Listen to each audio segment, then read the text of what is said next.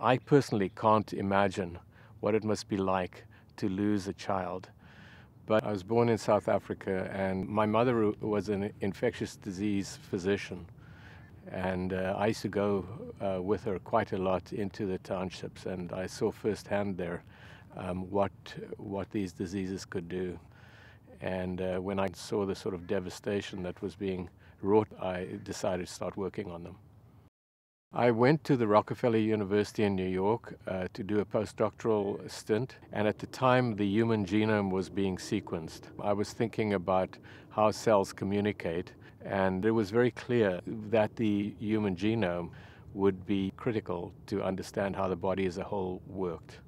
Systems biology gives you predictive power in understanding how the human body will work in a holistic way that will allow us to cut many, many years off the development of a successful vaccine. I also knew at the time that we'd need massive computational power because you'd be working with so many variables that the human mind wouldn't possibly be able to understand. I moved to Seattle for a variety of reasons, one of which was to join with Lee Hood, who'd been thinking about very similar things. Seattle had already sort of changed the world once with the computer revolution, and those were the people we needed. So we moved to Seattle, and then Lee, myself, and Rudy Ebersold ended up developing the field of systems biology.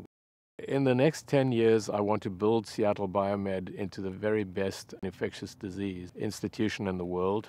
One of the most important areas that I want to focus on is the development of the institution itself. I think Ken Stewart has made a fantastic contribution already, and I think the new leadership will both follow his footsteps and make some changes that will catapult the organization forward.